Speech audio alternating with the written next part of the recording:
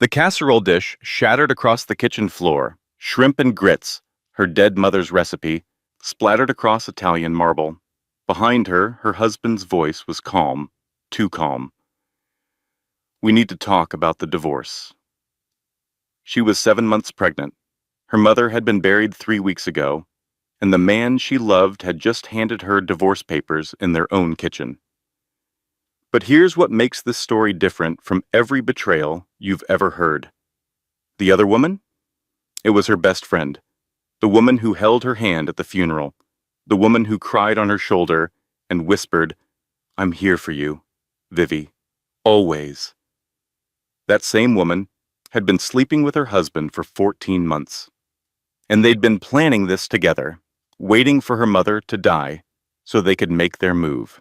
He called her a nobody, said she wouldn't fight, offered her a studio apartment and $12,000 a month. From a man worth $800 million. What he didn't know, what nobody knew, was that her mother, the humble piano teacher, who clipped coupons and drove a 15-year-old car, had been secretly sitting on $4.2 billion. And she left every single penny to her pregnant daughter. This is the story of a woman who lost everything in one night: her husband, her best friend, her dignity, and discovered she'd been a billionaire all along. But the real inheritance wasn't the money. It was something no one could ever take away. Stay with me. This one will stay with you long after it ends. Lesson and meaning. This story carries a truth that every woman needs to hear. Your worth was never determined by the person who left you. It was never measured by the ring on your finger or the name on your mailbox. Sometimes the people closest to you will betray you. Sometimes the person you trusted most will be the one holding the knife. But betrayal doesn't define you. How you rise from it does. Eleanor Calloway raised her daughter with nothing. On purpose. Because she knew that a woman who learns her own strength in the dark will never be afraid of the light. This story is for every woman who has ever been called a nobody, who has ever been underestimated, who has ever sat on a kitchen floor picking up broken pieces and wondering if she would ever feel whole again. You were never small. You just didn't know how tall you stood. If this story touched something in you, if you felt that fire, that anger, that hope, then you're exactly who this channel was made for. We tell stories about women who refuse to stay broken, women who rise, women who remember who they are. If you haven't already, tap that subscribe button and turn on notifications so you never miss a story. Leave a comment and tell me. Have you ever discovered your own strength in your darkest moment? I read every single comment, and your stories inspire the next ones we tell. Hit that like button. Share this with a friend who needs to hear it today. And if you want more stories like this, check out the video on your screen right now. I picked it just for you. Now let's begin. The casserole dish slipped from Vivian's hands and shattered across the kitchen floor. Behind her, Grant's voice was calm, too calm. We need to talk about the divorce. The word hung in the air like smoke. Divorce. She stood there in the kitchen of their Manhattan penthouse, barefoot, 7 months pregnant, wearing her dead mother's cardigan. The shrimp and grits, Eleanor's recipe, the last one her mama ever taught her, lay splattered across Italian marble. Steam still rising from the mess. 3 weeks, that was all. 3 weeks since they lowered her mother into the ground. 3 weeks since Vivian had stood in a cemetery in Virginia, clutching a single white rose, while Grant checked his phone behind her back. She had told herself he was just bad at grief. Some men were. Some men didn't know how to hold space for sadness. She turned around slowly. Grant stood in the doorway, wearing a charcoal suit. His tie was loosened, his jaw was set the way it always was when he'd made a decision without consulting her. On the counter between them, he placed a manila envelope, thick, Official, the kind of envelope that changes the shape of a life. It's better for both of us, he said. Vivian looked at the envelope, then at the casserole on the floor, then at her husband of 23 months, the man who proposed to her on a Tuesday, between meetings, in his office. She had thought it was spontaneous, romantic even, a man so busy building an empire that he couldn't wait for the weekend to ask her to be his wife. Now she saw it differently. A man who scheduled love like a conference call. Why? She asked. Her voice came out smaller than she wanted. She hated that. Hated how her throat tightened around the word, turning it into something fragile, something breakable. Like the dish on the floor, Grant ran his hand through his hair, rehearsed. She could tell because he did it the same way he did before investor presentations. The casual gesture that was anything but casual. We've grown apart, Vivian. You know that. I need someone who fits my world, someone who understands the life I'm building. I'm your wife. I'm carrying your child. And I'll take care of both of you. I've already found you a place, a studio on the Upper West Side. It's nice. You'll like it. A studio. He'd already found her a studio, which meant this wasn't a conversation. It was an eviction notice dressed up as a discussion. She noticed things then. Small things that her brain had been filing away for months without telling her. His collar. There was perfume on his collar. And it wasn't hers. She wore vanilla. This was something sharper, something floral and expensive. His phone buzzed on the counter. He flipped it face down without looking. Fast. Too fast. Is there someone else? She asked. Grant's jaw tightened. His eyes shifted left. Just for a second, just enough. This isn't about that, he said. But his eyes had already answered. She knew how he looked when he lied. She'd been studying that face for 2 years, the way his gaze drifted left when the truth was something he'd rather redesign, the way his nostrils flared so slightly you'd miss it unless you were the woman who slept beside him every night. She got down on her knees, not to beg, not to plead. She got down on her knees and started picking up the broken pieces of the casserole dish. Porcelain, marriage, same thing, shattered on expensive floors. She gathered the shards carefully, cupping them in her palms, pressing them together as if they might somehow reassemble themselves into something whole. The baby kicked, hard, right beneath her ribs, as if to say, I'm still here, even if he isn't. Grant watched her for a moment, then he straightened his tie. I'll give you the weekend, he said, to process, to pack. He walked out. His shoes clicked against the marble.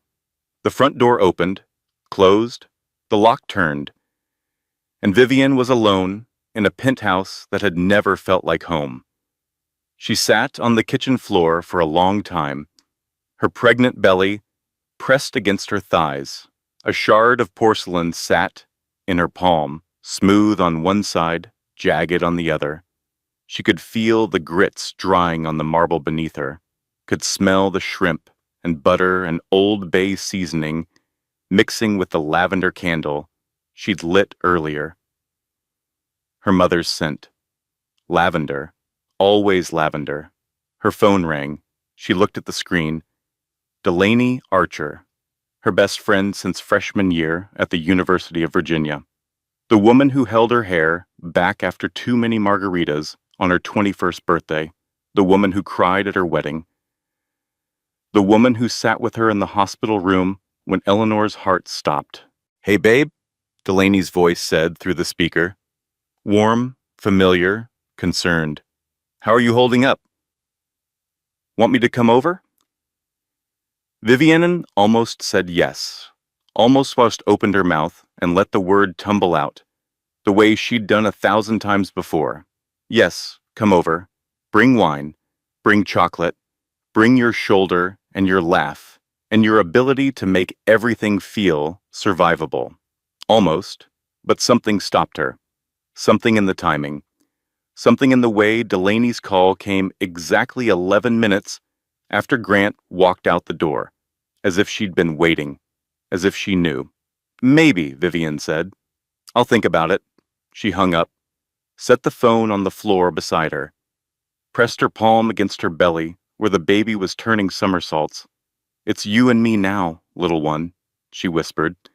She didn't know it yet, couldn't have known, but the phone call she almost answered would have been the cruelest part of all. Morning came whether she wanted it to or not. Vivian hadn't slept.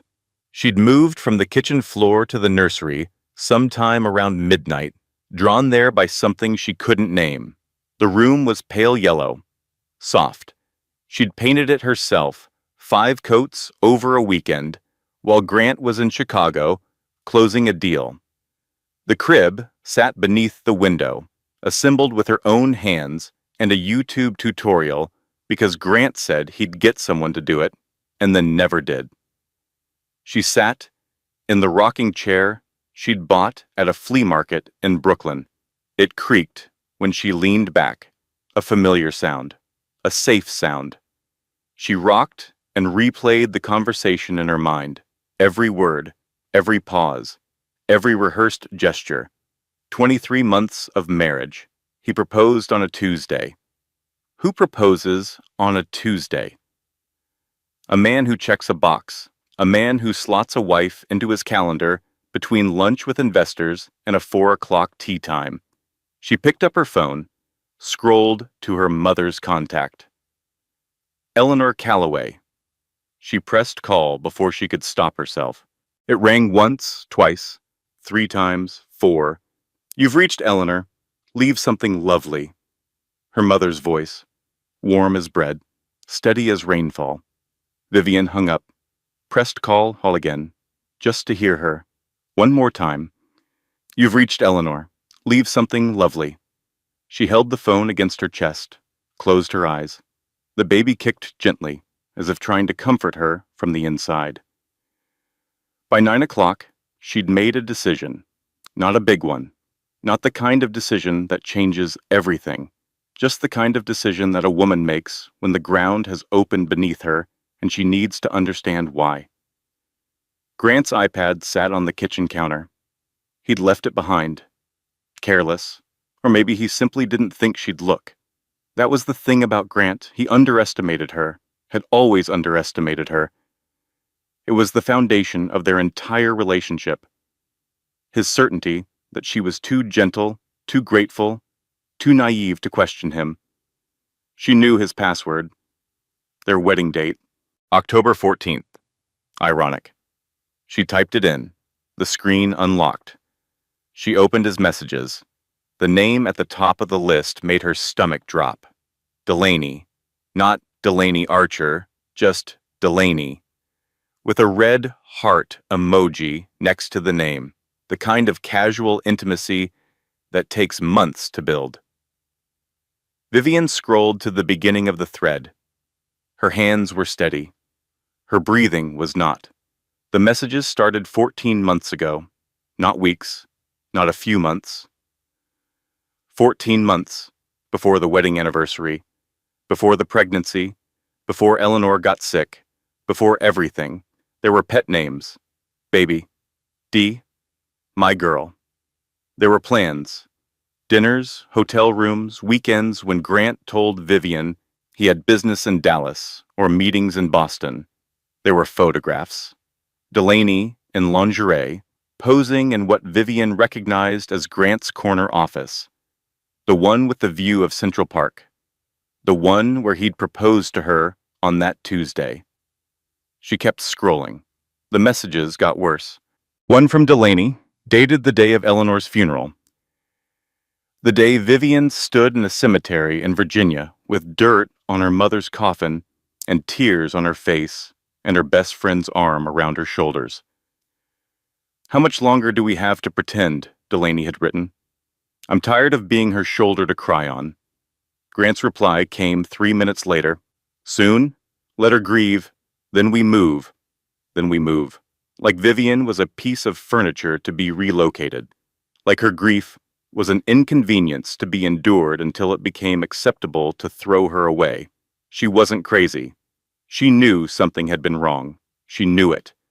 The late nights, the distracted dinners, the way he flinched when she reached for his phone, the way he stopped saying her name during intimate moments, the way Delaney always seemed to know Grant's schedule.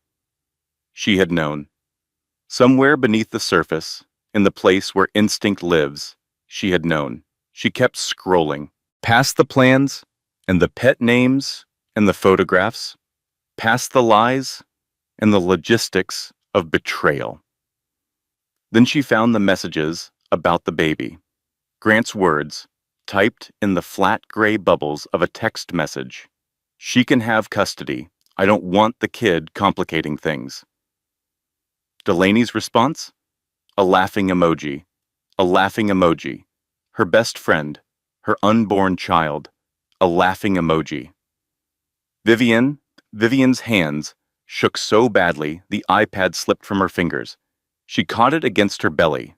The baby kicked. Hard. Right where the iPad pressed against her skin. As if the child already knew. As if the child was already fighting.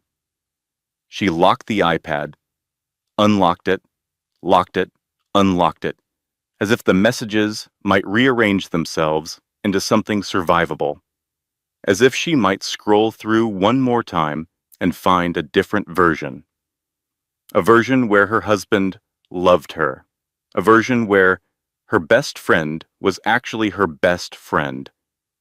A version where the laughing emoji was about something else, anything else. But the words didn't change. They never do. She called Delaney, not to confront her. She wasn't ready for that. She called because she needed to hear the voice, needed to measure it against what she now knew, needed to understand how a person could sound so warm while being so cold. "Hey, Viv," Delaney said. "I was just thinking about you. You shouldn't be alone right now. Come stay with me. I'll make up the guest room. We'll watch those terrible movies you love and eat ice cream straight from the carton." Every word was a knife now, each one precisely placed. The concern in Delaney's voice, the warmth, the familiarity. It was all performance, Oscar-worthy performance from a woman who had been sleeping with Vivian's husband for over a year while holding her hand through her mother's death. "Maybe," Vivian said. "I'll think about it." The same words as last night, but this time they tasted different. This time they tasted like a door closing. She hung up, walked to the bathroom, gripped the sides of the sink and threw up. Not morning sickness. She was past that. This was something else entirely. This was the physical response to discovering that every person you trusted had been lying to your face. Truth sickness. That's what it was. Her body rejecting the poison it had been swallowing for 14 months. She rinsed her mouth, looked at herself in the mirror. 30 years old, 7 months pregnant, dark circles under her eyes. Her mother's cardigan hanging loose on her shoulders. She didn't look like a woman whose world had just ended. She looked tired. She looked like someone who had been tired for a very long time and was just now realizing it. The worst message wasn't about the affair. It wasn't about the hotel rooms or the lingerie photos or the pet names. The worst message was about her baby, her child, the life growing inside her that she already loved more than she had ever loved anything. A laughing emoji. That was what her baby was worth to them. She pressed her hands against her belly, felt the baby turn, felt the warmth and the weight and the impossible miracle of it. "I'm sorry," she whispered. "I'm sorry you're coming into this." Then she straightened up, splashed water on her face, dried her hands on the towel that still had Grant's initials monogrammed on it. She had work to do. The iPad held more secrets than she expected. Vivian had spent the night reading, not the romance novels she kept on her bedside table, not the baby books stacked beside the crib. She spent the night reading the digital trail of her husband's betrayal. And what she found in the early hours of the morning changed everything. A folder labeled Prenup Review, hidden in Grant's email app. Inside were messages between Grant and his attorney, a man named Douglas Keller, at a firm on Park Avenue. The thread went back to just after the wedding. Douglas had written, Grant, the prenuptial agreement was never properly filed with the court. We need to rectify this immediately. Without a valid filing, the agreement is unenforceable. Grant's reply, I'll handle it. A follow-up from Douglas 2 months later. Grant, this is urgent. The prenup remains unfiled. If this isn't addressed, Vivian would be entitled to equitable distribution under New York law. Grant's reply, she's a nobody. She won't fight. Drop it. She's a nobody. She won't fight. Vivian read those words 3 times. Each time they cut differently. The first time, they cut like surprise. The second time, like recognition. The third time, like gasoline hitting a spark she didn't know she had. Without a valid prenuptial agreement, she was entitled to half of Grant's estate. $800 million. His lawyers had warned him, twice, and he had dismissed them because she was a nobody, because she wouldn't fight. His arrogance was his blind spot, and blind spots, she was learning, are where everything hides. There was more. A separate email chain between Grant and his mother, Celeste Whitmore. Celeste, who had never once invited Vivian to call her by her first name. Celeste, who gave her a monogrammed bathrobe for Christmas, with Grant's initials, not hers. Celeste, who looked at Vivian the way someone looks at a stain on a tablecloth. Delaney comes from the right family, Celeste had written. This should have been the match from the beginning. End this quietly. Grant's response, I'm handling it. She'll take the studio and be grateful. Grateful, as if dignity were a luxury she couldn't afford, as if she should thank him for the privilege of being discarded. Vivian closed the iPad, set it on the counter, walked to the nursery, and sat in the rocking chair. The wedding album was on the shelf beside the crib. She pulled it down, heavy, leather-bound, the kind of album that costs more than some people's rent. She opened it. The first photograph, her and Delaney, in college, freshman year, sharing a dorm room the size of a closet. They'd pushed their beds together the first week because Delaney was afraid of thunderstorms. They'd promised each other, half drunk on cheap wine during sophomore year, that they'd be each other's maids of honor. No matter what, pinky swear, blood oath, the kind of promise that feels sacred when you're 20 and don't yet know what the world does to promises. She turned the page. Grant's proposal. The photograph was taken by his assistant, Vivian on one knee, no, Grant on one knee. In his office, between meetings, she was wearing jeans and a blouse she'd bought on sale. He was wearing a suit that cost more than her car. She had thought it was spontaneous. She had told everyone the story. He just couldn't wait. He pulled me into his office and got down on one knee. She'd laughed every time she told it. She wasn't laughing now. Now she saw it for what it was. A scheduled event, a box to check, a Tuesday proposal from a man who treated love like a transaction. Another page, her mother at the wedding, Eleanor, in a simple blue dress she'd sewn herself, standing beside the cake, smiling. But her eyes. Vivian could see it now. In the photograph, what she'd missed in person. Her mother's eyes held something careful, something worried. Eleanor's quiet warning came back to her now. They'd been standing in the church bathroom 5 minutes before the ceremony. Eleanor had straightened Vivian's veil and said, He loves what you give him, Vivian. Make sure he loves who you are. She hadn't understood then. She understood now. The last photograph she looked at, Delaney's toast at the reception, standing in a green dress, champagne glass raised, mascara slightly smudged from crying. To my best friend, Delaney had said, who deserves the world.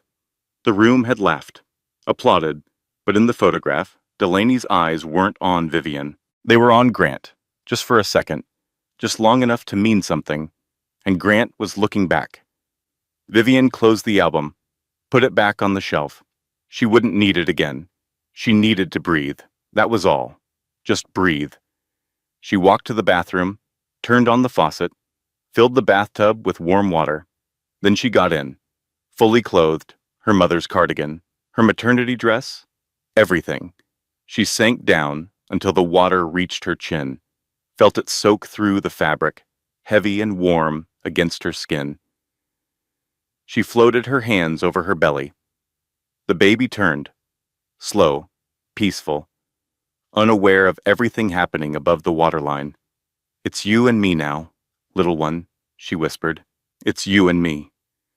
She stayed there for 20 minutes, no crying, no screaming, just breathing, just the sound of water and the quiet rhythm of a baby turning in the warmth. When she finally got out, she was dripping on the marble floor, making a mess of Grant's pristine bathroom. She didn't care. She wrapped herself in a towel and walked to the foyer, leaving wet footprints all the way. The doorbell rang. A courier stood in the hallway. Young, barely 20, holding a thick legal envelope from a law firm she didn't recognize. Hargrove, Price and Associates. She signed for it, closed the door, stood there dripping, the envelope in her hands. Inside was a letter addressed to Vivian Calloway, sole surviving heir of Eleanor Hargrove Calloway. Hargrove, her mother's maiden name. The name Eleanor never talked about. The name that wasn't in any of the stories. Not the story about how Eleanor met Vivian's father at a jazz club in Richmond. Not the story about why she became a piano teacher. Not the story about the 2-bedroom apartment in Virginia where she raised Vivian on a piano teacher's salary and a garden full of tomatoes. The letter requested her presence for the reading of her mother's complete estate. It used words Vivian didn't understand. Substantial holdings, controlling interest, trust provisions, fiduciary responsibility. She almost threw it away. Another legal document, another man in a suit trying to take something from her or give her something she didn't ask for, but the name stopped her. Hargrove. There was something about it, something heavy, something that felt like a locked door she'd walked past her entire life, without knowing there was a room on the other side. She set the envelope on the kitchen counter, right next to the divorce papers. 2 envelopes, one from the man who wanted to erase her, one from the mother who, it seemed, had hidden an entire world from her. She didn't open it, not yet. She had to choose between her pride and her security, her dignity and her baby's future. Both felt impossible to sacrifice. Both felt impossible to keep. She stood in the kitchen, wet cardigan dripping on the floor, and stared at the 2 envelopes. The prenuptial agreement that was supposed to leave her with nothing had never been filed, and the envelope from her dead mother's lawyers might change everything. But not tonight. Tonight she was just a woman standing in a puddle of her own making, 7 months pregnant, trying to remember how to breathe. She called the law firm the next morning. Her fingers shook as she dialed the number printed on the letterhead. She expected a receptionist, a cold, automated voice, the usual machinery of legal bureaucracy. Instead, a man answered on the second ring. His voice was warm, unhurried, the kind of voice that belonged to someone who had all the time in the world and wanted you to know it. "Malcolm Price," he said. "This is Vivian Calloway. I received a letter about my mother's estate." A pause, not uncomfortable. More like a man choosing his words carefully, like a doctor before he delivers news that will rearrange a life. "Vivian, I've been hoping you'd call. Your mother spoke about you often. She was very proud of you." "You knew my mother?" "For over 30 years. She was a remarkable woman. May I ask, did Eleanor ever mention the Hargrove family to you?" Vivian Ann sat down on the edge of her bed, The mattress creaked beneath her weight. Through the window, Manhattan sparkled in the morning light. Indifferent, beautiful, cruel. No, she said. My mother was a piano teacher. She lived in a 2-bedroom apartment in Virginia. She drove a 15-year-old sedan. She clipped coupons from the Sunday paper. She made soup from vegetable scraps. She never mentioned any Hargrove family. Malcolm Price was quiet for a moment. Then he spoke, and the words he said dismantled everything Vivian thought she knew about her own life. Your mother was the eldest daughter of Franklin Hargrove, founder of Hargrove Industrial, one of the largest privately held companies in the southeastern United States. She walked away from the family at 22, changed her name, married your father, chose a different kind of life, but she never walked away from her inheritance. Vivian sat down, hard. The room tilted, the baby kicked, and for a moment she couldn't tell if the dizziness was from the news or from the child pressing against her diaphragm. I don't understand, she said. Your mother maintained her stake in Hargrove Industrial through a carefully structured trust. She added to it, over the years, through strategic investments managed by her brother, Theodore Hargrove. She also established a foundation for music education in rural communities. All of this was done quietly, deliberately. Your mother was perhaps the most private, wealthy person I've ever had the privilege of representing. How much? Vivian asked. The question felt absurd, like asking how deep the ocean is while standing on a beach with your toes in the foam. The total estate is valued at approximately $4.2 billion. The number didn't register. It sat in her ear like a foreign word. 4.2 billion. 4.2 billion dollars. Her mother. The woman who patched her jeans with fabric from old curtains. The woman who worked 10-hour days teaching piano to children who couldn't afford Steinways. The woman who cried when Vivian got a full scholarship to UVA because now you won't have to worry, baby. $4.2 billion. Vivian's first reaction was not joy, not relief, not even surprise, really. It was anger. She never told me, she said. Her voice was tight, controlled, the way a dam holds water, steady until it isn't. My whole life, I worked 2 jobs through college. I wore secondhand clothes. I ate ramen for dinner 4 nights a week. She watched me struggle, and she never said a word. She wanted you to know who you were without the money, Malcolm said gently. She'd seen what it did to her family. Her father used wealth as a weapon. Her brother Theodore became what money made him. Eleanor wanted something different for you. She wanted you to have a foundation that couldn't be bought or taken away. She planned to tell me. She did. She was working on a timeline after the baby was born. She wrote you a letter. It's in the estate documents. Would you like me to read it to you, or would you prefer to read it yourself? Send it to me, Vivian said. Please. The letter arrived by email 20 minutes later. Vivian sat in the nursery to read it. The pale yellow walls, the crib she'd assembled herself, the rocking chair that creaked when she leaned back. She opened the email, tapped the attachment. Her mother's handwriting appeared on the screen. A scanned document, written in the careful cursive that Eleanor used for important things: birthday cards, permission slips, grocery lists for Thanksgiving dinner. My dearest Vivian, the letter began, if you're reading this, I'm gone. And I'm sorry I never told you face to face. I left the Hargrove name because money made people cruel. Your grandfather, your uncle, they measured love in leverage. I wanted you to grow up knowing that your worth was never a number. But this money is yours now. Use it to be free. Use it to be kind. And if anyone ever makes you feel small, remember, you were never small. You just didn't know how tall you stood. All my love, Mama.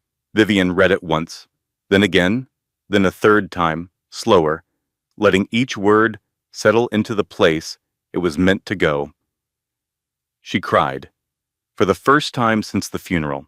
Not the polite crying she'd done at the cemetery, dabbing her eyes with a tissue while Grant checked his phone. Not the numb, dry-eyed staring she'd done since then. She cried completely, openly, the kind of crying that comes from the bottom of your lungs and shakes your whole body and sounds like an animal in pain.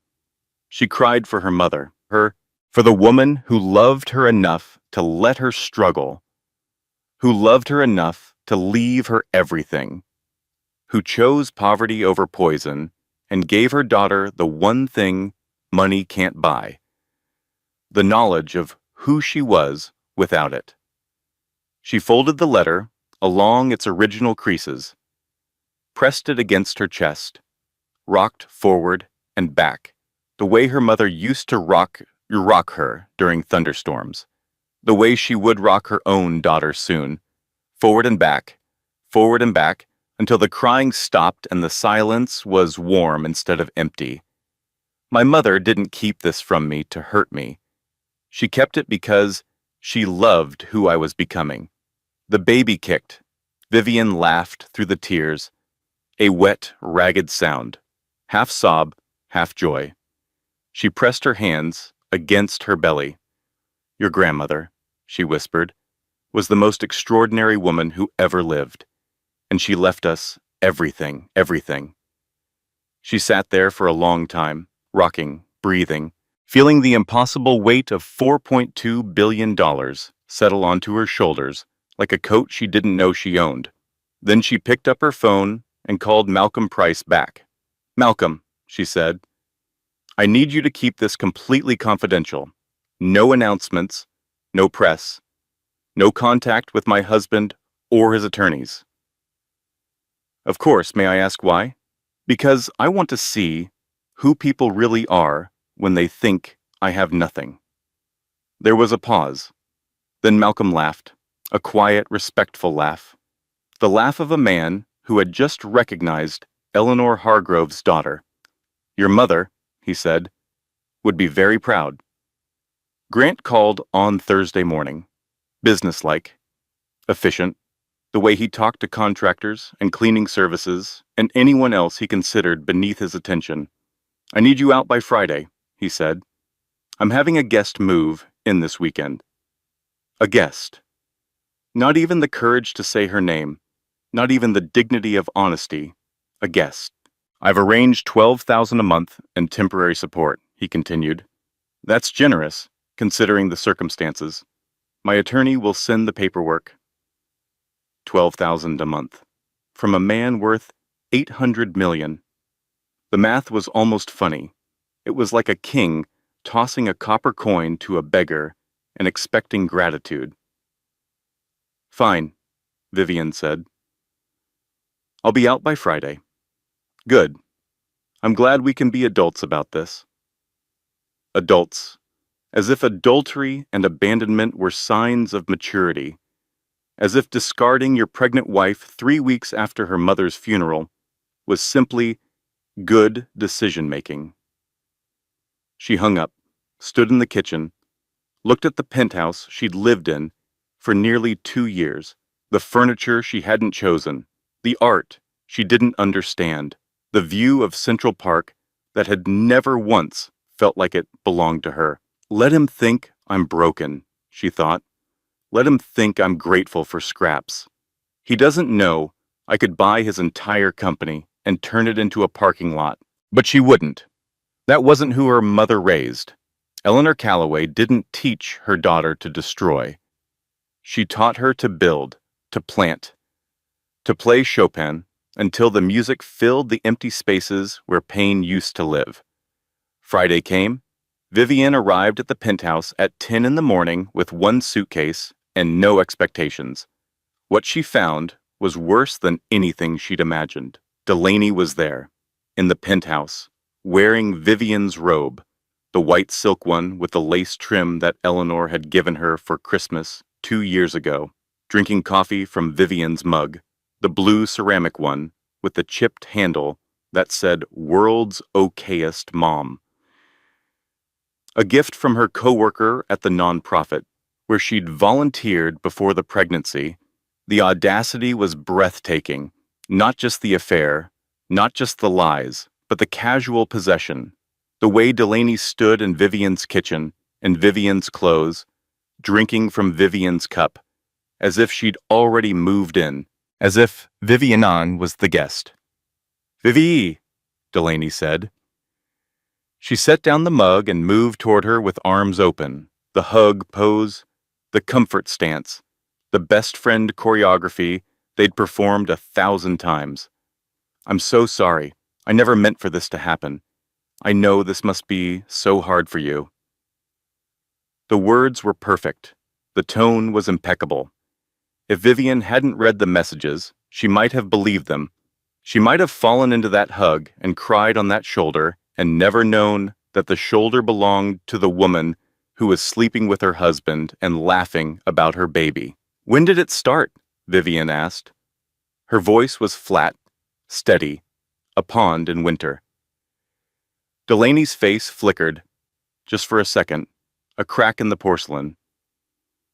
"What do you mean? When did what?" 14 months. I read the messages. The color drained from Delaney's face. Then it came back. Different. Harder. The transformation was instant, like watching someone remove a mask they'd forgotten they were wearing. "Fine," Delaney said. Her voice changed too. The warmth evaporated. What was underneath was sharp and dry and cold. "You want the truth? He was never really yours. We connected on a level you couldn't reach. I'm sorry you had to find out this way, but honestly, you should have seen this coming." "I deserved better than this," Vivian said. Not a question, not a plea, a statement of fact, delivered the way you state that water is wet or the sky is blue. I deserved better than both of you. Grant walked in then. He'd been in the bedroom, heard the confrontation, entered the kitchen with the confidence of a man who owns the building and everyone in it. "Let's not make this ugly, Vivian," he said. Vivian, her full name, not Vivi, not Honey, not even Hey. Vivian. Clinical. Distancing.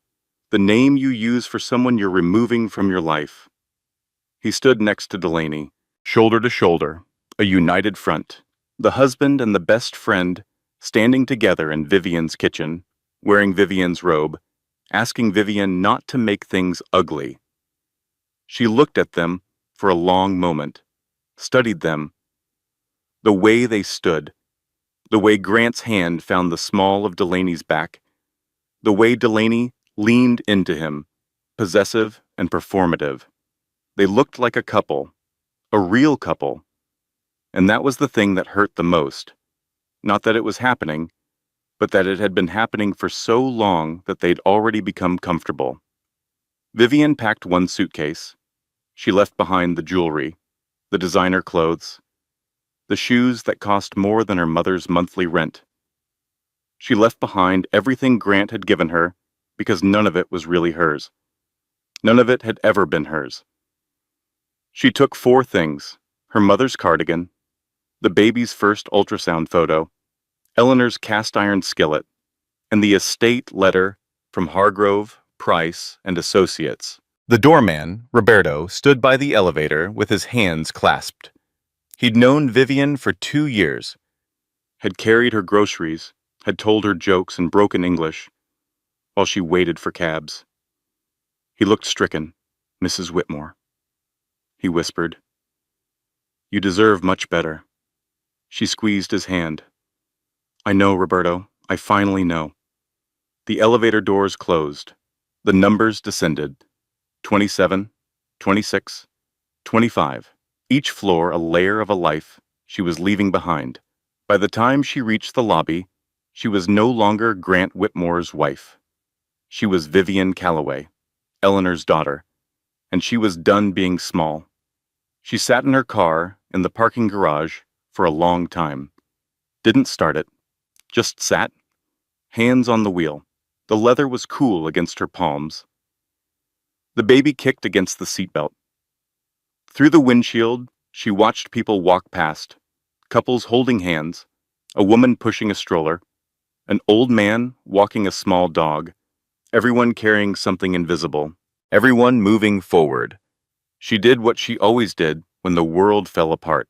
She packed one suitcase, left behind everything that could be replaced, took only what couldn't be bought.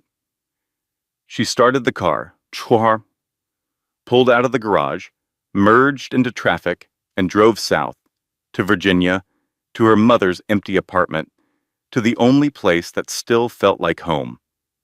The apartment smelled like lavender and lemon furniture polish. Vivian stood in the doorway and breathed it in.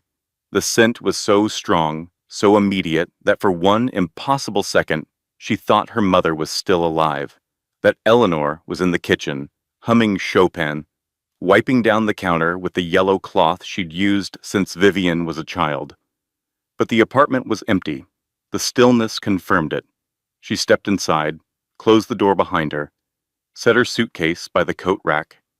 Eleanor's coat still hung there, navy blue, wool, a button missing from the left cuff. The piano sat under the window. A Baldwin upright. Not expensive, not flashy, but it had the most beautiful tone Vivian had ever heard. Eleanor used to say that pianos were like people. The pretty ones weren't always the best. The best ones were the ones that had been played enough to find their voice. Sheet music still sat open on the stand. Chopin, Nocturne in E-flat major, Opus 9, number 2, her mother's favorite piece. She'd played it every evening after dinner. The notes would drift through the apartment like a lullaby, and Vivian would fall asleep to the sound of it, believing that all music came from her mother's hands. Eleanor's reading glasses sat on the kitchen counter, next to a half-finished crossword puzzle, Tuesday's paper. She died on a Wednesday. Vivian walked through every room, touched every surface. The bookshelf with the cracked spine of Pride and Prejudice, the windowsill where Eleanor kept herbs in small pots, basil, rosemary, thyme, all dead now, brown and brittle. Nobody had watered them. She opened drawers, not looking for anything specific, just looking. The way you look through a person's belongings after they're gone, searching for the shape of who they were when you weren't watching. In the bedroom closet, she found a locked cedar box. Old, the wood was dark and smooth, polished by decades of hands.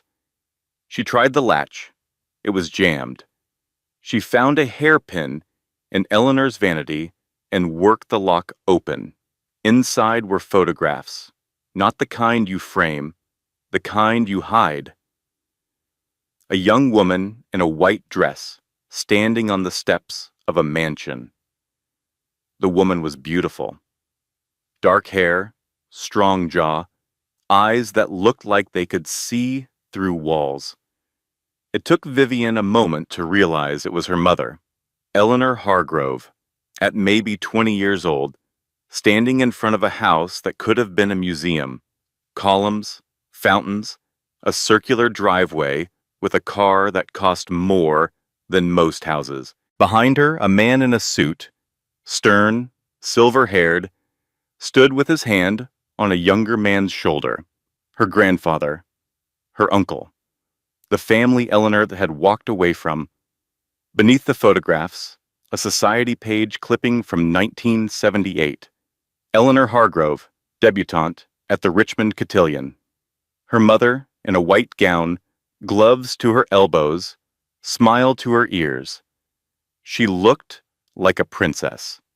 She looked like someone Vivian had never met. Her mother was a debutante. The woman who taught her to make soup from vegetable scraps had once worn white gloves to cotillion. The woman who drove a 15-year-old sedan had once stood on the steps of a mansion. The woman who clipped coupons had been worth billions. Vivian sat on the closet floor and held the photographs against her chest. She didn't cry. She was past crying. She was in the place beyond tears, where the body is too exhausted for expression and the mind is too full for thought. Night fell. The apartment had no heat. Eleanor had been frugal even in death. The thermostat was set to 55. Vivian turned it up, but the old furnace groaned and coughed and produced only a lukewarm sigh. She wrapped herself in every blanket she could find. Her mother's quilt, a wool throw from the couch, the Afghan that Eleanor's book club had knitted one winter. The baby was restless, turning, pressing, kicking in patterns that felt urgent. At 2 in the morning, the contractions started. They came fast, sharp, like a fist clenching inside her. She lay on her mother's bed, knees pulled up, hands on her belly, and tried to remember everything she'd read about Braxton Hicks' contractions. Practice contractions. The body rehearsing for the real thing. Not dangerous, not at 7 months, not usually, but alone, in a cold apartment, with no one to call and no one to hold her hand. Not usually felt like possibly, and possibly felt like certainly, and certainly felt like the end of the world. She was completely alone, no husband, no best friend, no mother.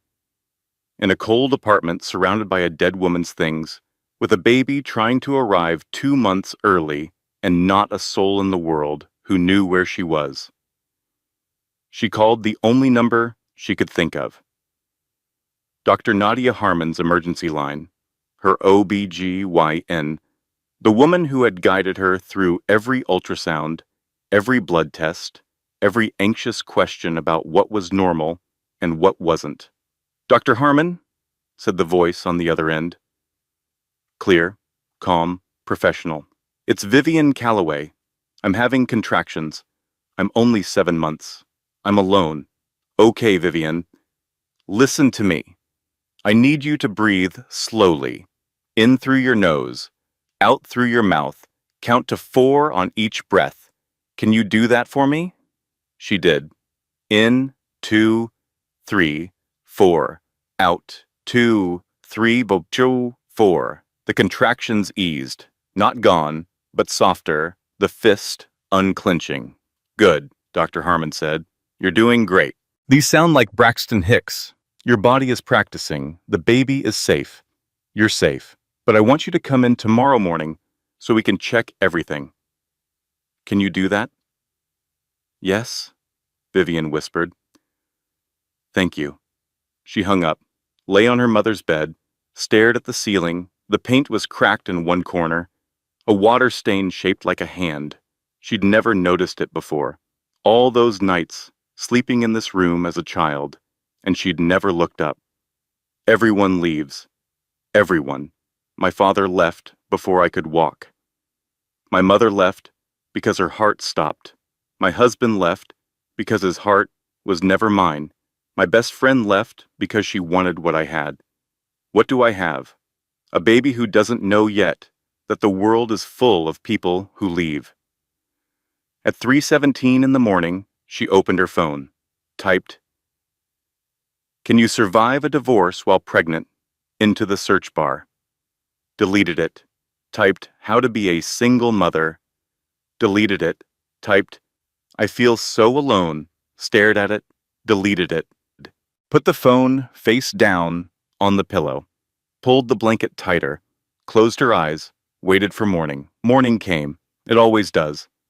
A knock at the door woke her, soft but insistent, the way someone knocks when they've been knocking for a while and they're not going to stop. Vivian opened the door and found a woman standing on the mat, mid-50s, short silver hair, brown eyes, strong hands holding a paper grocery bag and a thermos of coffee. She wore a flannel shirt and jeans that had actually been used for work, mud on the boots, calluses on the palms. Ruby Bennett, Eleanor's sister-in-law, Vivian's aunt, the woman who married Eleanor's brother before he left, who stayed close to Eleanor afterward, who drove up from North Carolina every Thanksgiving to argue about cornbread and teach Vivian how to fish. "Aunt Ruby," Vivian said, "your mama would haunt me if I let you sit in this cold apartment alone," Ruby said. She pushed past Vivian into the apartment, set the groceries on the counter, opened the thermos, poured 2 cups of coffee, started cracking eggs.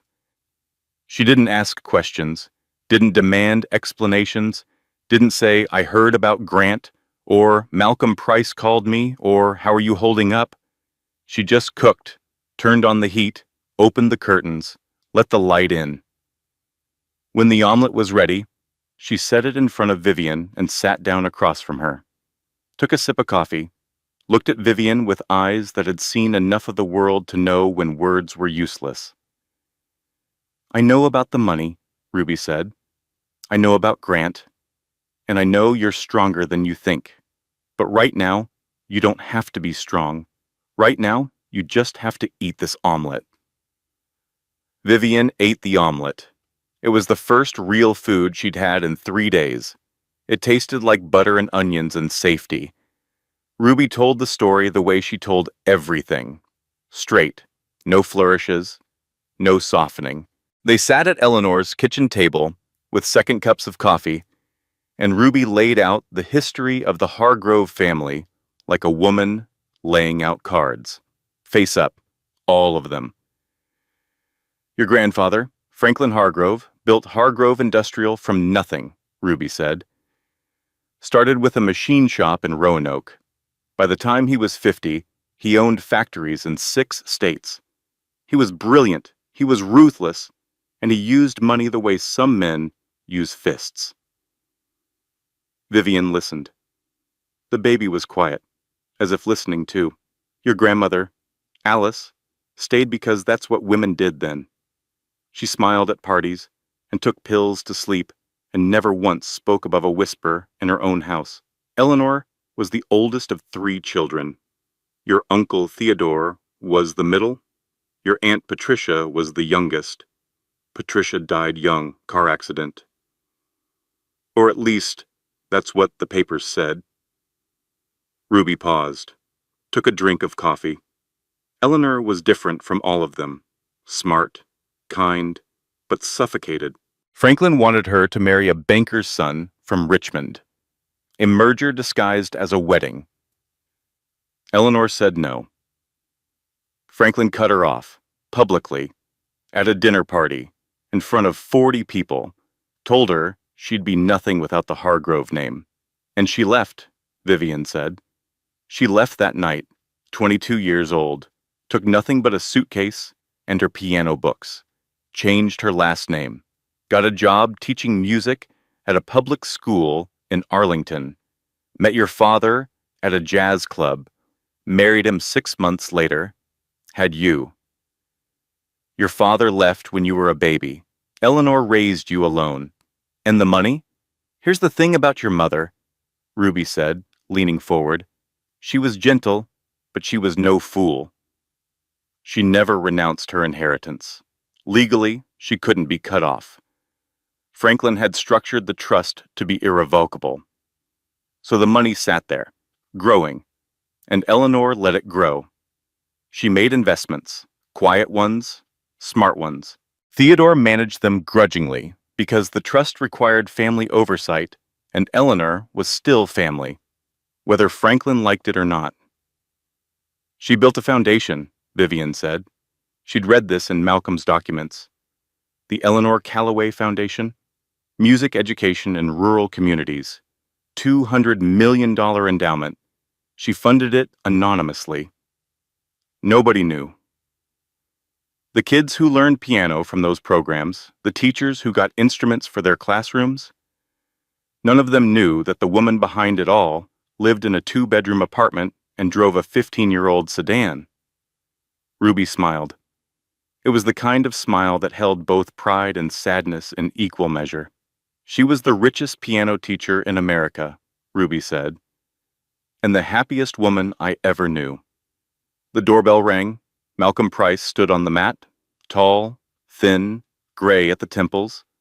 He wore a dark suit and carried a leather briefcase that looked like It had seen decades of important conversations. He shook Vivian's hand with both of his, held it a moment longer than necessary. "You look like her," he said simply. They sat at the table, Vivian, Ruby, and Malcolm opened his briefcase. The documents were dense. Legal language. Numbers with too many zeros. But Malcolm walked her through it with patience and precision. The inheritance, the full scope. Written out in black ink on white paper. Controlling interest in Hargrove Industrial. Worth approximately $2.8 billion. Factories, distribution centers, supply chains stretching across the Southeast. Real estate holdings across 6 states, worth approximately $900 million. Office buildings, shopping centers, apartment complexes, land, an art collection valued at $300 million. Paintings by artists whose names Vivian recognized from museum visits with her mother. Eleanor had never said she owned them. The Eleanor Callaway Foundation. $200 million endowment. Funding music programs in 300 schools across 12 states. And a trust, specifically structured for Vivian's children. Activated upon birth. $4.2 billion total. Left by a woman who mended her own clothes and grew tomatoes on a fire escape. "There's one more thing," Malcolm said. "Your uncle, Theodore Hargrove, would like to meet you.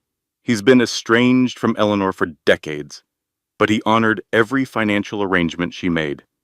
He's 78 now. No children of his own. You're the last Hargrove heir. My mother gave me something more valuable than $4 billion, Vivian said quietly. She gave me a life where I learned who I was without it." Malcolm nodded. Ruby squeezed her hand. Then Vivian did something that would have confused Grant. Something he wouldn't have understood in 1,000 years. She didn't call a real estate agent. She didn't call a private jet company. She didn't call anyone. She called Grant's lawyer. Not Grant. His lawyer, Douglas Keller, at the Park Avenue firm. "Mr. Keller," she said, "I have one question. Is the prenuptial agreement between Grant Whitmore and Vivian Callaway currently on file with the court?" A long pause. The sound of typing, a drawer opening, paper shuffling, another long pause. "I'll need to get back to you on that," Douglas Keller said. His voice had changed. The confidence was gone. What was left sounded a lot like fear. Vivian hung up, smiled for the first time in weeks. She didn't need the prenup issue. She had $4.2 billion. But she wanted Grant to feel the fear, just for a moment. She wanted him to know what it felt like when the ground shifts beneath you and the walls you built turn out to be made of paper. She stood at her mother's piano, pressed one key, middle C. The note rang, clear and pure through the apartment. She let it fade completely, then pressed it again, louder this time. The sound filled the room like a voice returning after a long silence. 2 weeks changed everything. Vivian moved quietly. That was the key, quiet. No announcements, no confrontations, no dramatic phone calls at midnight. She let the machinery work. Let the lawyers do what lawyers do. Let the truth reveal itself the way truth always does. Slowly at first, then all at once, she retained Malcolm Price and his team, filed a countersuit in the divorce, citing adultery, emotional cruelty during pregnancy, and the invalid prenuptial agreement. She asked for half of Grant's estate, not because she needed it, not because she wanted it, but because she wanted him to understand that "she's a nobody" was the most expensive sentence he'd ever typed. Grant received the filing on a Monday morning. He called her at 11:15. His voice was different, not rehearsed anymore, not calm. The veneer had cracked, and what was underneath was panic. "What game are you playing?" he demanded. "You were nothing before me. Vivian held the phone against her ear. She was sitting in Eleanor's kitchen. Ruby was at the stove, making cornbread. The smell filled the apartment.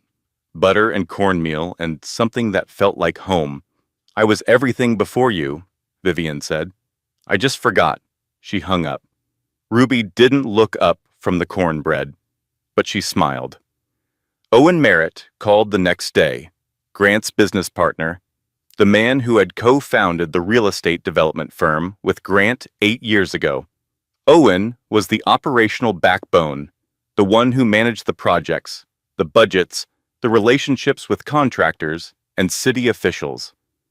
Grant was the face, the deal-maker, the name on the door. "Vivian," Owen said. His voice was careful, measured.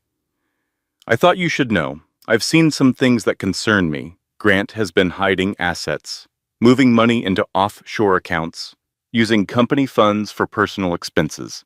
He bought a car last month. For someone. Not you. He's making reckless deals to cover the gaps. I'm not comfortable with the direction this is going." "Thank you, Owen," she said. "I appreciate you telling me." "He's not the man I went into business with," Owen said. "I'm not sure he ever was." She filed the information with her attorneys. Another piece, another brick in the wall of truth that was slowly surrounding Grant Whitmore. The confrontation came on a Wednesday evening. The restaurant was called Margot's. French, expensive, white tablecloths, and candlelight, and a wine list longer than most novels. It had been their place, hers and Grant's, their anniversary dinner, their celebration spot. The table by the window, where he once held her hand and told her she was the best thing that ever happened to him. Grant chose it deliberately. Home turf. Power move. He brought Delaney with him. Another power move. Delaney wore a new engagement ring, a large diamond, cushion cut, on her left hand. She displayed it the way a soldier displays a medal. Proof of victory. But Vivian arrived differently.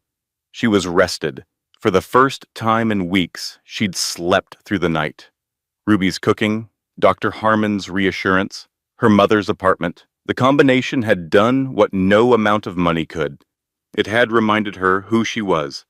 She wore a simple black dress, her mother's pearl earrings. No jewelry from Grant, no designer labels, no armor, just herself. She ordered sparkling water, sat down across from them, waited. Grant spoke first. He always did. "Let's end this quickly," he said.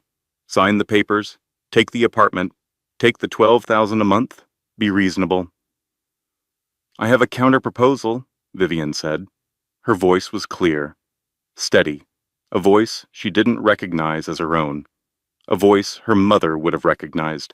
"You give me what I'm owed under the law, since there is no valid prenup, and I won't pursue the adultery clause." Grant's face went white, not pink, not flushed, white. The color of a man who has just discovered that the card he was counting on was never in the deck. "What are you talking about?" he said. "The prenup was never filed. Your attorney confirmed it last week."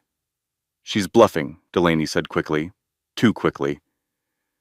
Vivian looked at Delaney directly.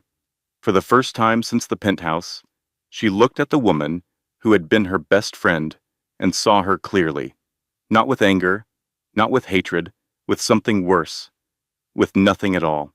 "I'm not," Vivian said. "And I never was." Grant lost his composure. His hand hit the table. The wine glasses trembled. The restaurant went quiet. Heads turned. A waiter approached nervously. Grant snarled at him, actually snarled, like a dog whose bone has been taken. Delaney grabbed his arm, tried to pull him back. Her face was tight, scared, not of Vivian, of Grant, of the version of Grant she was about to inherit, the controlling one, the angry one, the one who hit tables and snarled at waiters and called his pregnant wife a nobody. Delaney was getting a preview of her future, and it wasn't the one she'd ordered. The waiter brought the check. Vivian signed it. Her hand didn't shake. Not even a little. She stood up, nodded to both of them, and walked out of Margot for the last time. The fallout was immediate. Grant hired a new attorney. Aggressive, expensive. The kind of lawyer who files motions the way a machine gun fires rounds. Fast, loud, and aimed at maximum damage. Celeste Whitmore called Vivian that evening. The call lasted 45 seconds. "You will not destroy my son's reputation," Celeste said. Her voice was cut glass, every word polished and pointed. "We will bury you." "Mrs. Whitmore," Vivian replied, "your son buried himself. I'm just planting flowers on the grave." She hung up. Celeste called back. Vivian didn't answer. The following week, she met Theodore Hargrove, her uncle, the man who had stayed when Eleanor left, the man who had become what money made him, according to Ruby. The patriarch of the family, her mother, had fled. He lived in a house outside Richmond that could have been a small museum. Columns, a circular driveway, the same house from the photograph in Eleanor's cedar box.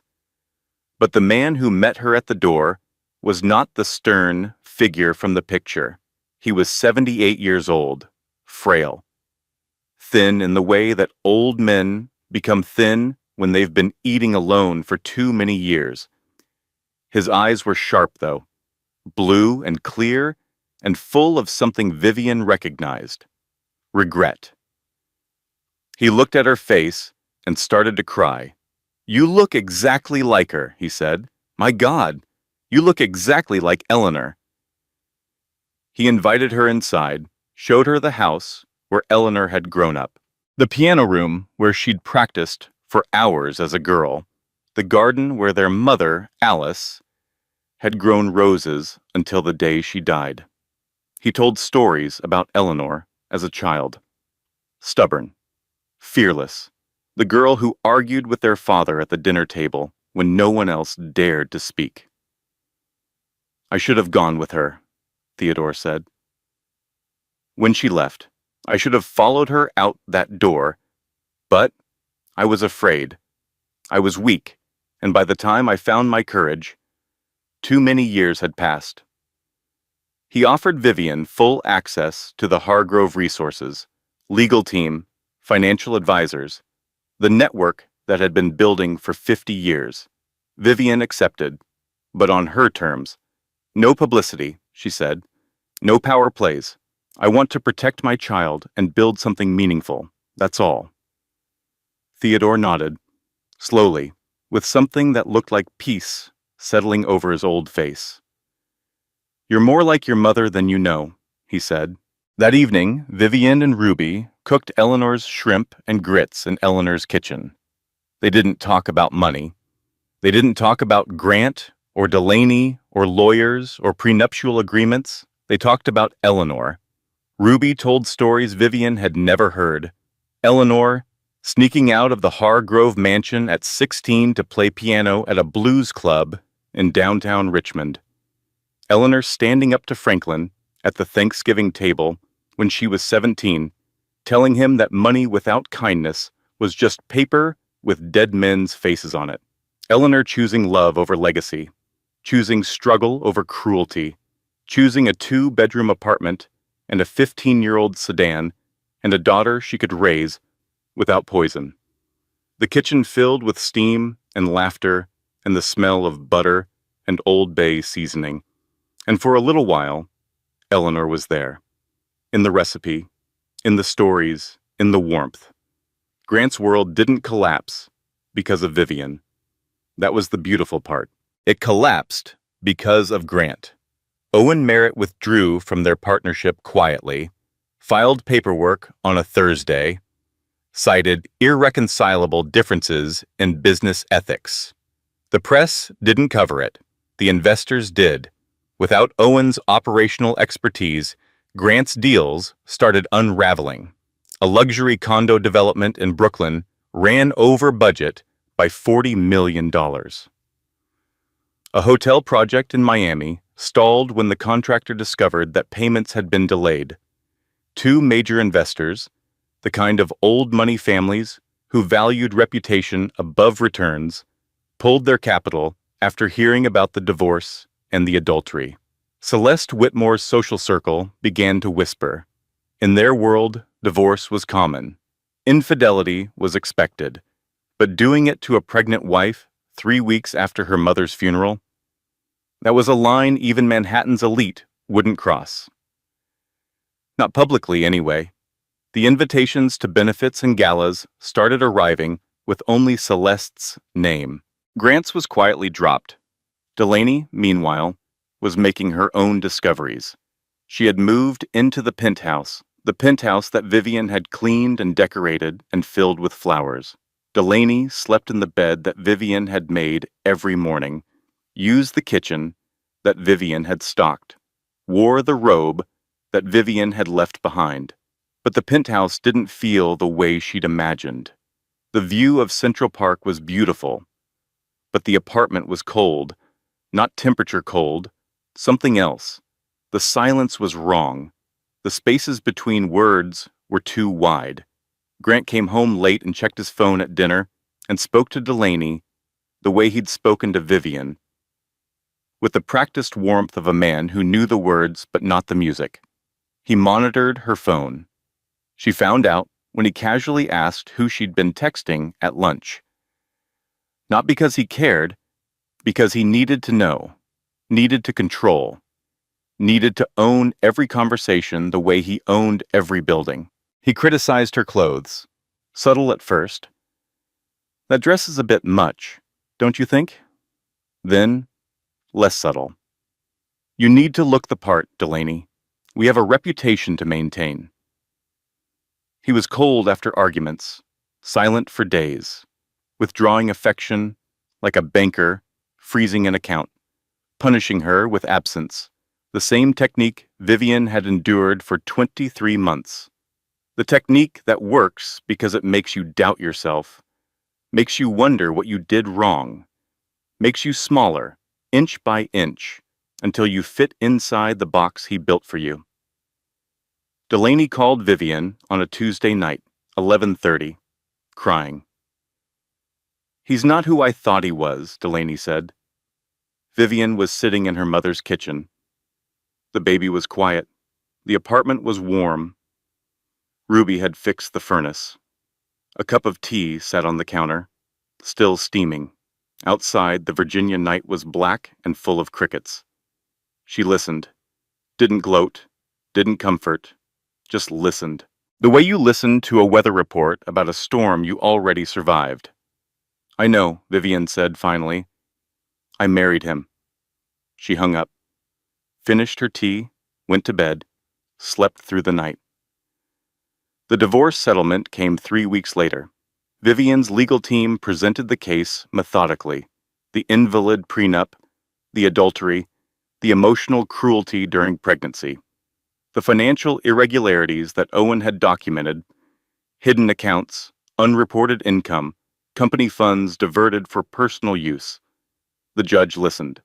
The judge was sympathetic. The financial discovery revealed patterns that the court took very seriously. Grant's attorneys argued, objected, filed motions, but the evidence was clear and the law was unambiguous. Without a valid prenuptial agreement, Vivian was entitled to equitable distribution. Half of $800 million. But Vivian did something that no one expected. Not Grant, not his lawyers, not even Malcolm. At first, she didn't take half. She took what was fair for the baby. A generous child support arrangement, a college trust fund, healthcare coverage, and a clause that Grant would have no custodial rights unless he completed 6 months of therapy and demonstrated consistent involvement. That was all. She didn't take the penthouse, she didn't take the car, she didn't take the offshore accounts, or the art, or the vacation homes. Her attorney was baffled. You're leaving hundreds of millions on the table, he said. Malcolm understood. She's not punishing him with poverty, Malcolm said. She's punishing him with irrelevance. I don't need his money to prove I mattered, Vivian said. I matter because of who I am. My mother made sure of that. The news broke 2 weeks later, not because Vivian called a press conference, not because she leaked it to the media.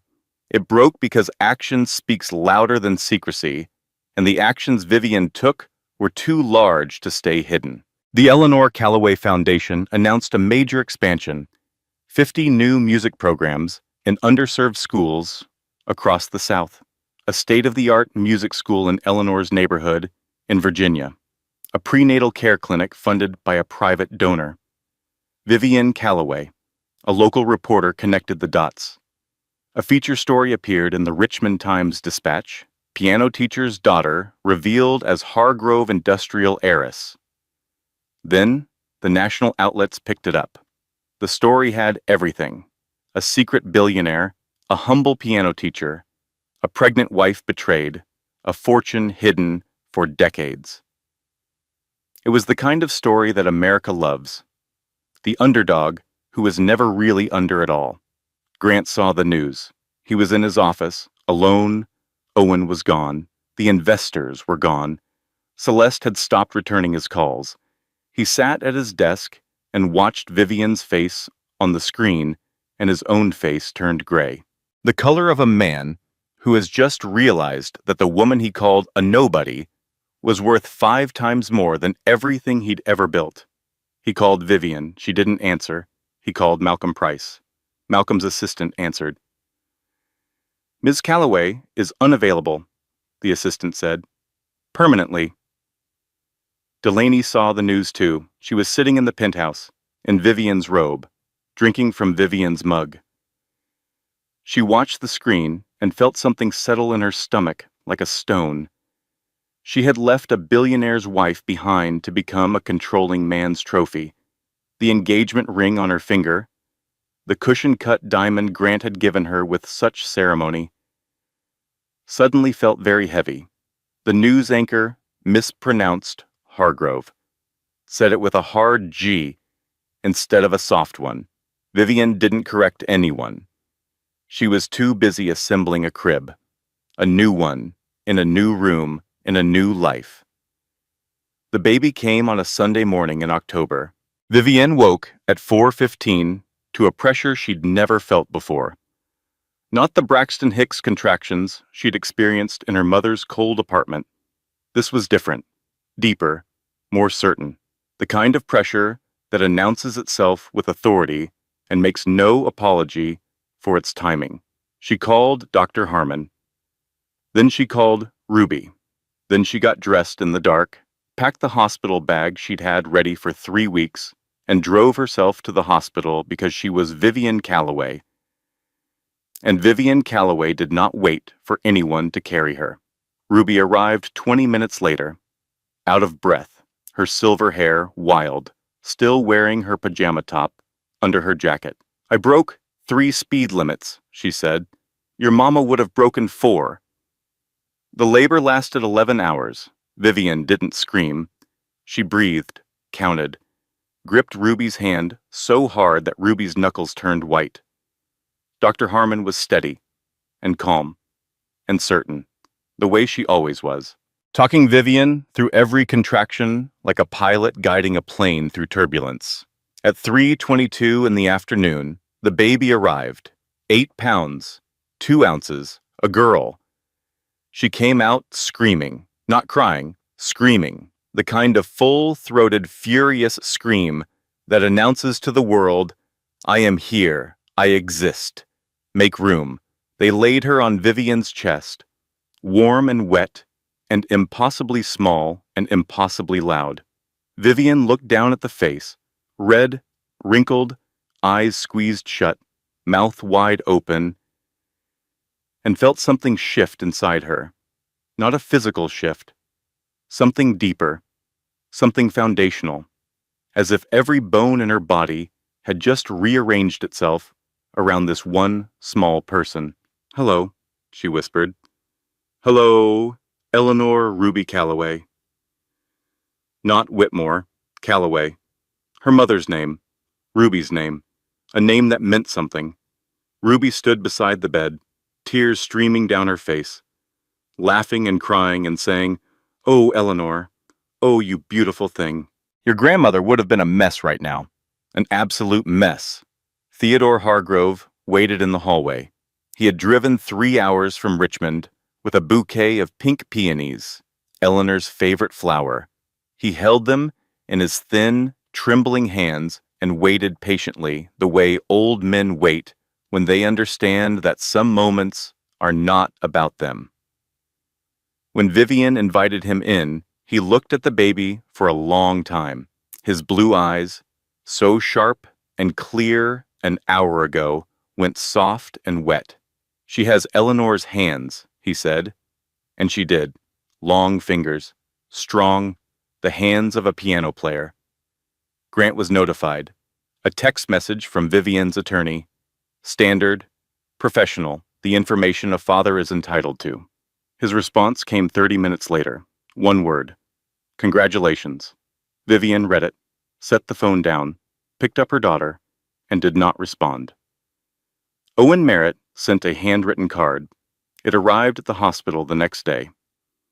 "She's lucky to have you as her mother. Welcome to the world, Eleanor Ruby." Vivian pinned it to the nursery wall. It stayed there for years. 6 months passed, the way months do when you have a newborn, too fast and too slow at the same time. Each day a blur of feedings and diaper changes and midnight wakings. Each day a miracle of tiny sounds and tiny fingers and the weight of a small head against your shoulder. Vivian moved into a brownstone in Virginia. Not a mansion, not a penthouse.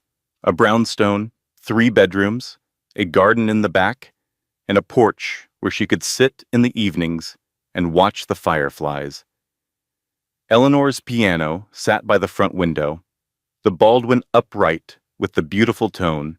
Vivian had it tuned and placed where the afternoon light could reach it.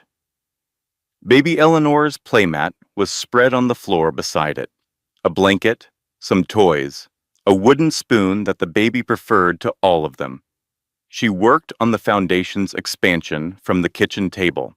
Emails and phone calls and grant proposals spread across the surface, surrounded by baby bottles and burp cloths and a half-eaten sandwich.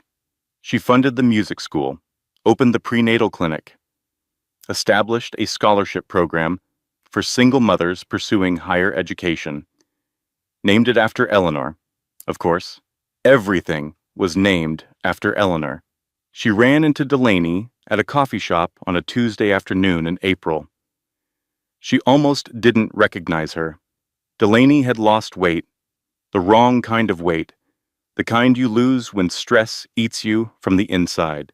Dark circles under her eyes, a brittle quality to her smile that hadn't been there before. She wasn't wearing the engagement ring. "Vivian," Delaney said.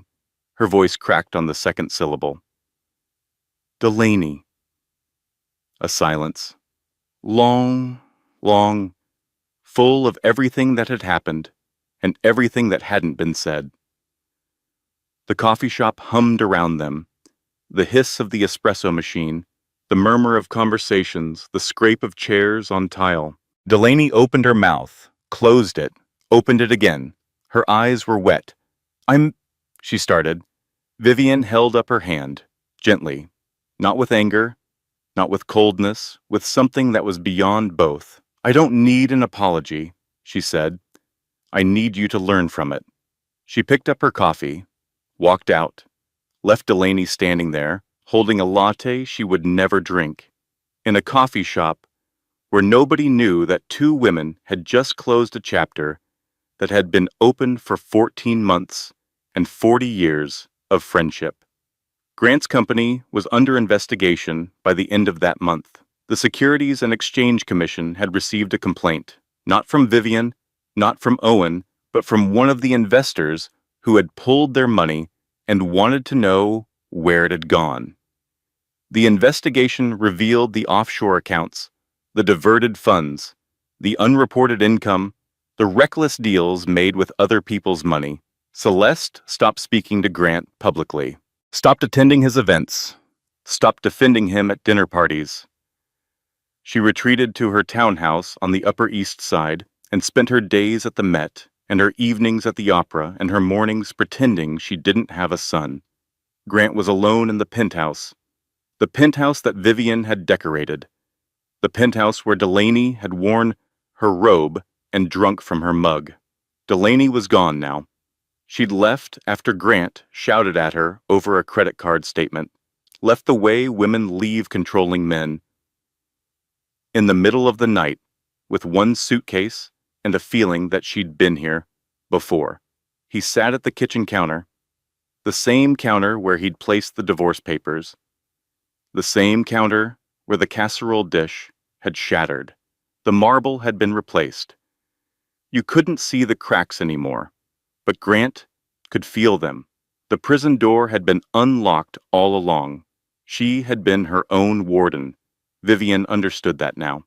Sitting at her piano in her brownstone in Virginia, with her daughter, gurgling on the floor beside her, she understood. The cage hadn't been Grant. The cage had been the belief that she needed him, that she was small without him, that his world was the only world. Her mother had known, had always known, had raised her with nothing, so she would know what she was worth without everything, had left her billions so she would know what she could do with everything. 2 gifts, both priceless. It was a Tuesday evening, October, almost exactly 2 years since Grant proposed in his office between meetings. The light through the window was amber and warm. Baby Eleanor was in her high chair, banging a wooden spoon against the tray with the delighted focus of someone who has just discovered rhythm. Vivian was making shrimp and grits. Eleanor's recipe, the last recipe her mother ever taught her. The cast iron skillet, the only thing she took from the penthouse, sat on the stove, heavy and black and perfect. The shrimp sizzled. The grits bubbled. The kitchen smelled like butter and Old Bay and lavender from the candle on the windowsill. The doorbell rang. Malcolm Price stood on the porch, briefcase in hand, smile on his face. He held a folder of documents. The final transfer of the Hargrove Trust, the last signature needed to complete the transition. "Quite a view," he said, looking at the fireflies blinking in the garden. "My mother would have loved it here," Vivian said. They signed the papers at the kitchen counter, between the salt shaker and a sippy cup. $4.2 billion, transferred with a pen that cost $2, and a signature that took 3 seconds. The most ordinary act in the most extraordinary moment of her life. Malcolm left. Vivian washed the pen, put it back in the drawer, turned off the stove, plated the shrimp and grit, set one plate on the table and one small bowl of mashed sweet potato in front of baby Eleanor, who immediately smashed her hands into it and laughed. Vivian ate slowly, tasting every bite. The shrimp was perfectly seasoned. The grits were smooth. The cast iron skillet had done what cast iron skillets do. It had remembered every meal that had ever been cooked in it and added those memories to this one. After dinner, she washed the dishes, dried her hands on a towel that had no initials, picked up her daughter, held her against her shoulder, felt the weight and warmth of her, smelled the baby shampoo and the sweet potato and the clean cotton of her onesie. She walked to the piano, sat down on the bench, settled Eleanor on her lap. The baby reached for the keys with her long fingers, her grandmother's fingers. Vivian pressed middle C. The note rang through the brownstone, clear, pure, the same note it had always been, the same note it would always be. Middle C doesn't change. It doesn't lie. It doesn't leave. It rings true every time, no matter who plays it. Baby Eleanor stopped fidgeting, listened. Her eyes went wide. Vivian began to play. Chopin. Nocturne in E-flat major, Opus 9, number 2. Her mother's piece, the piece that was open on the music stand the day Eleanor died. The piece that had drifted through a two-bedroom apartment in Virginia every evening after dinner, filling the rooms with something that money could buy, but never create. She played with her eyes closed, the way her mother taught her. Feel the keys, Vivian. Don't watch them. Trust your hands. She trusted her hands. She trusted herself. Finally. The music filled the brownstone, floated through the open windows into the garden where the fireflies blinked, drifted down the street where neighbors sat on porches in the warm October air, traveled outward into a world that was large and complicated and often cruel, but that also contained, within its vastness, the sound of a piano played with love. The casserole dish was long gone, shattered, swept up, thrown away. But the recipe survived. Recipes always do. This content was carefully researched, developed, and manually edited by our team to deliver meaningful life lessons and authentic storytelling. Every character, every scene, and every emotional moment was crafted with intention. To entertain, to inspire, and to remind you that your story matters. Thank you for being part of this community.